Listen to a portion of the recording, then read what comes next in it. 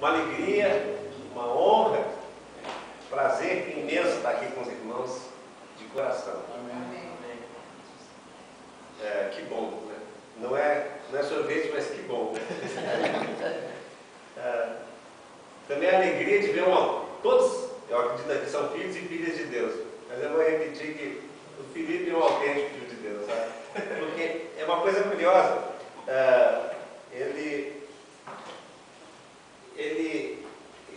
Todas as fotos que aparecem lá mostram Teresópolis, lá está o Felipe. Mostra a agronomia, lá está o Felipe.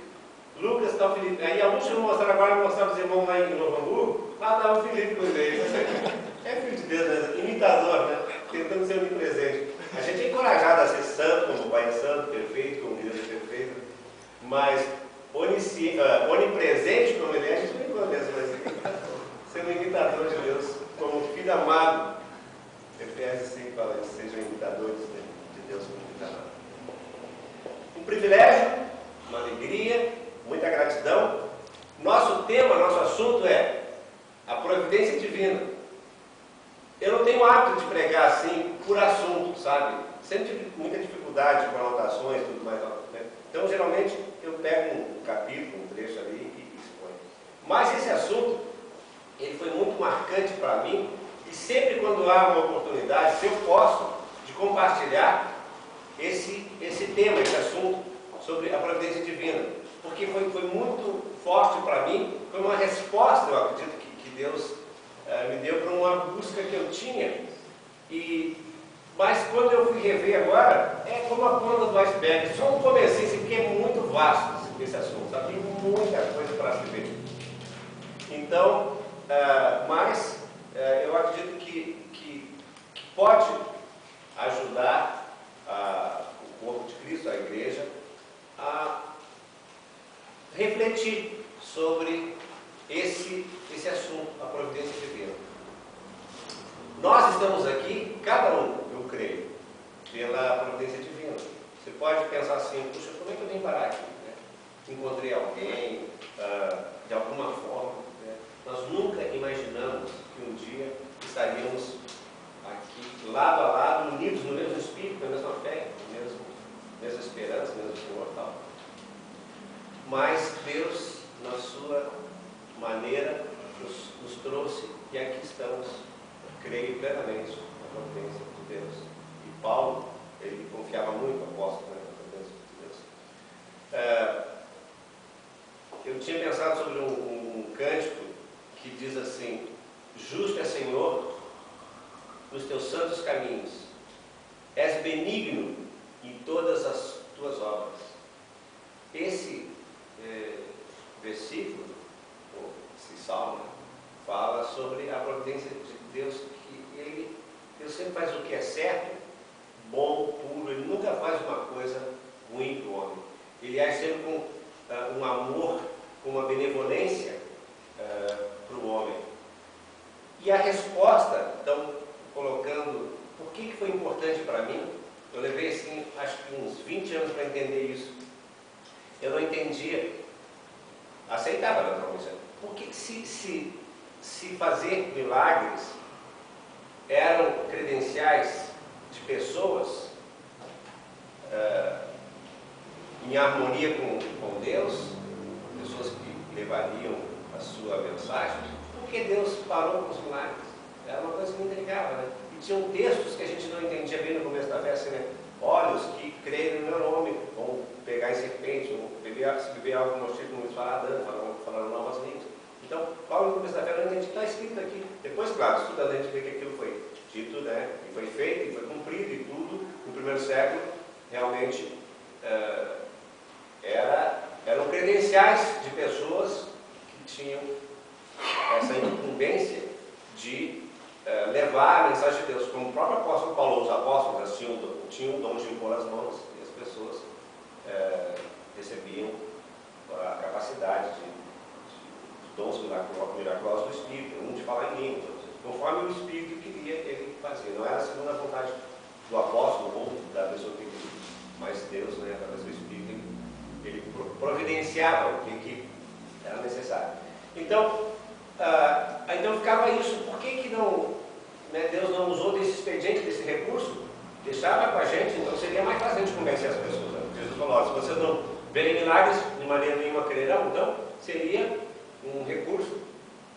Mas então, essa lição de um irmão preparou essa lição, ele me clareou isso, entende? Porque o milagre, ele beneficia aquela pessoa isoladamente, ou a família, porque recebe, por exemplo, um morto, né? Lá há 4 dias, ressuscita. Então, ele é beneficiado por um tempo, que ele vai depois morrer novamente. E os familiares vão ser confortados, é tudo muito maravilhoso e glorifica a Deus. Mas está limitado o benefício a uma pessoa, diretamente. Então, mas a providência de Deus, ela está todo o tempo agindo e em todos, e todos estão se beneficiando. Enquanto que o milagre era muito isolado. Jesus ressuscitou 3 pessoas, tá? Da filha de Naim, a filha de Jairo e Lázaro. E depois da ressurreição de Jesus, diversos corpos santos entraram em Jerusalém. Mas é bem limitado. E os milagres bíblicos eram vistos, né? Eram detectados pelo órgão da visão. As pessoas viam. Estava ali o cego de nascença, eles viram a cura, né? Ou o paralítico, né? Ou mesmo o morto, as pessoas viam. Né? Então isso é importante, talvez já a providência divina, para alguém que possa também ter uma dúvida, como eu tinha. Né? Porque os milagres que se falam hoje, são milagres. A palavra generalizou, né? A gente até entende isso, que as palavras não são estáticas, elas ganham uma dinâmica. Então hoje o milagre é talvez uma pessoa que nunca trabalha, está trabalhando, que milagre, né? Está trabalhando, não é aquele milagre, né? E agora tem um outro lado que eu acho perigoso, a pessoa pregar e falar assim, olha, Deus vai fazer milagres na tua vida, na área religiosa, entende? Porque essa palavra aí pode ser uma falsa esperança, sabe? Ela não está de acordo realmente conforme o contexto da Bíblia. Deus tem o poder para fazer todos os milagres, mas Ele escolheu agora não fazer milagres. Ele está sempre usando a sua divina providência, que não é a interferência de Deus direta numa situação ou a suspensão da lei natural. Isso seria milagre. Mas a providência divina é a influência sutil do Criador sobre a sua criação, de forma que você vê, mas não vê. Como é que fica esse palavra? Você vê, mas não vê. Você vê o resultado, você vê a ação de Deus. Você sabe que Deus está agindo, mas você não tem como ver, né? É pela fé, tem que confiar que Deus está agindo. Então, isso para mim foi uma resposta assim, tão grandiosa, que daí para frente, eu digo, puxa, como é que eu fiquei tanto tempo sem entender isso? Aí, talvez uns 3, 4 anos atrás, em Campinas, se não me engano, uma pessoa bem simples, sabe, ela definiu isso de uma forma tão simplória, assim, tipo, como é que pode, né? Deus dá uma sabedoria para uma pessoa que assim, talvez vocês viram essa notícia, um casal que eles adotaram uma menina, né, pequenininha, né? Aí passou o tempo lá, quase 20 anos talvez, e agora ele precisava de um transplante de rim, sabe? E ela, que tinha sido adotada, foi doar esse rim para ele. E a senhora falou assim, olha, isso não é coincidência, isso é divina providência. Eu disse, como é que pode não? Mas é um exemplo bem clássico mesmo da providência divina. Deus estava trabalhando, Deus está trabalhando agora para o futuro. Ele trabalhou no passado para que nós estivéssemos aqui hoje. Então, isso é maravilhoso. Nós encontramos muito esse assunto, porque é difícil, né? Não é fácil afirmar categoricamente, olha, isso é. Nós encontramos Paulo, ele fala assim, ó, quem sabe, né? Ele fala para Filemão, eu já estou falando aqui as coisas, né? Filemão 15, ele fala assim, ó, lembra, Onésimo, um escravo, fugiu. E aí Paulo estava preso e escreve para ele, para Filemão, para Filemão 15. Ele agora, esse escravo fugitivo, ele vai, e Paulo está na prisão, ele encontra Paulo lá em Roma, e se converte e tudo mais, e que agora Paulo escreve uma carta se derramando de amor para Filemão, irmão querido e tal, né? E ele está querendo devolver Onésimo, que estava sendo muito útil para ele, dizendo assim, ó, no Filemão, talvez ele, Onésimo, tenha sido separado de você por algum tempo, para que você o tivesse de volta para sempre. Então, talvez, vê que mesmo ele, apóstolo, inspirado, né? Talvez, sabe? A providência de Deus agindo. E até, vou para Filipenses aqui, essas anotações, né? Eu começo pelo fim, vou terminar pelo começo, né? Não tenho hábito de anotação. Mas olha só, Filipenses, Filemão, Filipenses, agora, no capítulo 1, nós vamos ver aqui a providência de Deus agindo de uma forma marcante na vida de Paulo. Os livros de Efésios, Filipenses, Colossenses e Filemão, os 4 foram escritos na prisão. E Paulo, isso lá em Roma, e Paulo queria muito ir a Roma, mas só que não imaginava, né, que seria dessa forma. Mas Deus tinha dito, né, para Ananias, lá na conversão de Paulo, olha, esse é um instrumento escolhido por mim. Eu vou mostrar para ele o quanto ele pode sofrer pelo meu nome.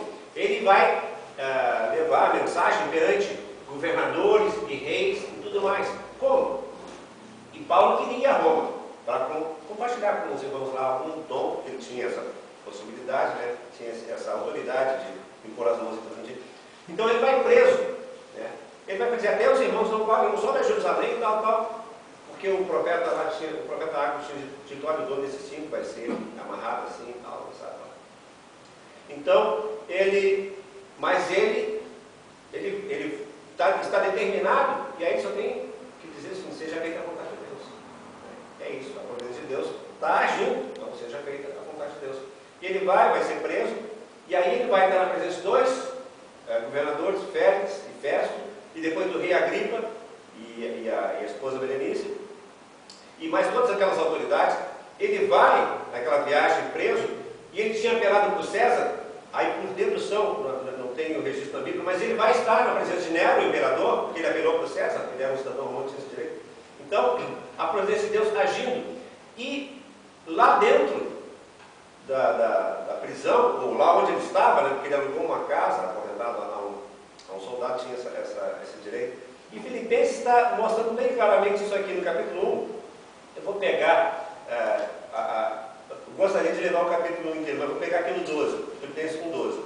Ele está lá preso, e irmãos, pela providência de Deus, vão ser ganhos lá no palácio. Ele vai terminar a carta dizendo, olha, os da casa de César mandam saudações. Ele conseguiu irmãos lá na prisão. Ele diz assim no 12, quero que saibam, irmãos, que aquilo que me aconteceu tem ao contrário servido para o progresso do Evangelho. Então, adversidades, mas que Deus muda. Ele transforma o mal em bem. Então, o que era para atrapalhar e impedir, sabe, contribuiu. Como resultado, tornou-se evidente a toda a guarda do palácio e a todos os demais que estão na prisão por causa de Cristo, sabe?